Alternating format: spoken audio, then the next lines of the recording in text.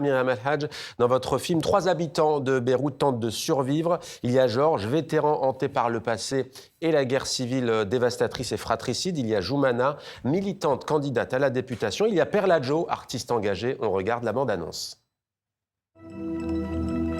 قد ما يصير في حروب بهالبلد الله ما رح يتركنا كانوا يقولوا ما بقى عبالي انطر حتى يصير في عجوبة بدي غير بدي اخلص من كل هالظلم عندي حلم انه يلي عملوا الحرب ما يكونوا هن هلا اللي عم يديروا البلد. هلا في شغله ناطره انا اذا صارت رح تاخذوا مني اذا ما اخذتوه بحياتكم. اثنين إلنا كلنا. كل شيء صعب لأنه في ناس بعدهم هون بحياتنا. ما بحس إنه حنقدر نشوف تغيير بهال100 سنة اللي نحن فيها بعد.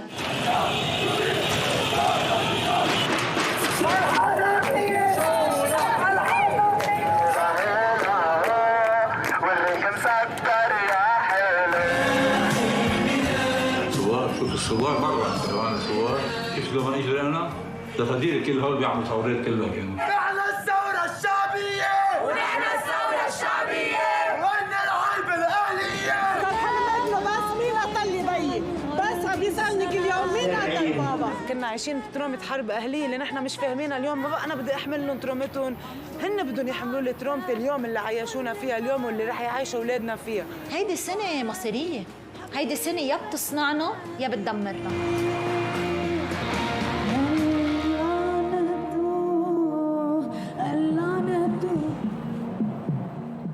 Voilà donc un récit donc très très fort, un journal intime du Liban. Alors Myriam El Hadj, d'abord, pourquoi avoir choisi ces 3 personnalités, ces 3 personnages qui sont libanais? On voit cette unité dans votre film, mais qui ont des parcours et des parcours bien différents. Oui, alors je pense, d'une part, c'était des rencontres humaines aussi. Ça n'a jamais été un vrai casting comme on fait en fiction. C'était beaucoup des rencontres humaines. Perladjo, par exemple, je l'avais rencontrée avant la Révolution. Elle était encore toute jeune. Elle était chez Joumana. Elle faisait partie de la jeunesse qui entourait Joumana et qui l'écoutait et qui partageait elle aussi sa douleur. Et quelques semaines plus tard, je l'ai vue, la Révolution a commencé et je l'ai vue dans la rue. Et là, j'ai continué à la suivre parce que j'étais déjà entrée dans son intimité avant. Joumana, c'était aussi... En fait, le film a commencé avec Joumana et Georges parce que je voulais raconter en 2018 la fin, je sentais, mais je me suis un peu trompée, mais je sentais la fin d'une époque et quelque chose de nouveau, la fin d'une époque de la guerre, de ces hommes du passé pour moi, et quelque chose de nouveau, de plus frais. Il y avait une société civile qui bougeait, qui se présentait aux élections, qui voulait changer de l'intérieur. Et c'est comme ça que j'ai commencé à filmer avec Joumana et en parallèle à filmer avec Georges, qui pour moi représente les secrets du passé, le premier jour de la guerre civile. Il le dit, je vais vous raconter un secret lorsqu'il a lui-même tiré sur un bus, c'est bien ça, un bus de Palestiniens. À l'époque, il vous raconte ceci. Joumana Haddad, qui se fait élire députée, ses partisans elles-mêmes sont persuadés de l'avoir emportée. Est-ce que vous avez eu le fin mot d'histoire? Elle avait gagné ou pas? Si, en fait, elle avait gagné, et puis le lendemain, elle avait été éjectée par fraude, c'est-à-dire qu'ils ont recompté et qu'ils l'ont un peu éliminée. Je pense que Joumana, voilà, c'était pas prévu dans leur tête.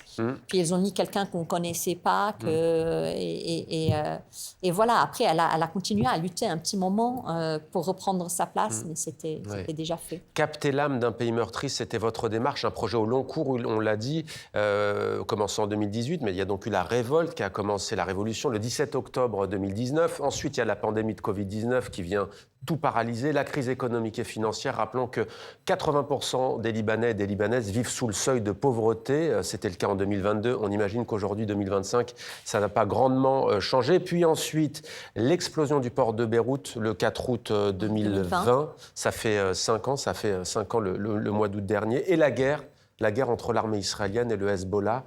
Vous avez voulu capter quoi? L'âme d'un pays qui tente de vivre, un pays empêché, Au début, c'était vraiment nos rêves de jeunes qui veulent, qui luttent pour un changement, et qui enfin, moi je suis l'enfant de la guerre civile, et pour moi c'était un moment que j'attendais depuis 1000 ans, le 2018-2019, cette phase-là de notre vie. Donc, l'histoire a failli basculer selon vous? L'histoire a failli basculer. Je pense qu'on était très proches. Il y a eu des mouvements avant, en 2011, en 2015, mais 2019 a rassemblé énormément de monde. D'ailleurs, on est en octobre, donc on fête les 6 ans.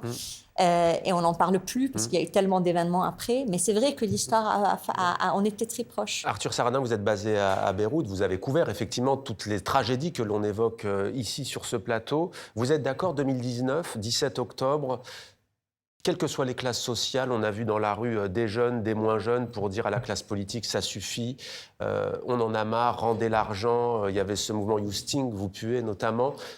Ça aurait pu basculer? Oui, puisque, comme vous le disiez, c'est un mouvement qui était très nouveau dans sa forme. Il était décentralisé, pas seulement à Beyrouth, il était transgénérationnel. Il portait des questions, contrairement au mouvement contre la crise des déchets en 2015, qui touchait l'économie, les questions de la mémoire, la question du politique, de la corruption, tous les tabous du Liban. Malheureusement, il y a eu le Covid, l'explosion du port de Beyrouth, et peut-être l'incapacité, malgré la décentralisation, d'arriver à trouver un récit vraiment commun et à répondre à cette question qui était en fait au cœur des mouvements à cette époque-là. C'était qu'est-ce que c'est être libanais? Et je pense que c'est encore une question qui, quand on voit les mouvements sociaux libanais, se pose encore. Au cœur, Bien sûr.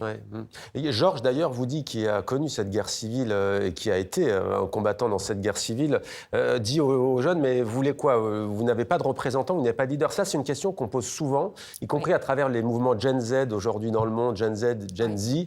Vous n'avez pas de leader. Ça a manqué, ça, selon vous? Moi, je pense que c'était important pour nous.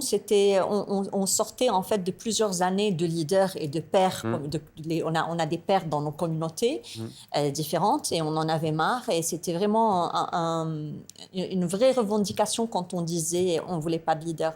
Après, est-ce que c'est ça ce qui a fait que ça n'a pas marché? Je pense que non. Je pense que c'est plusieurs choses.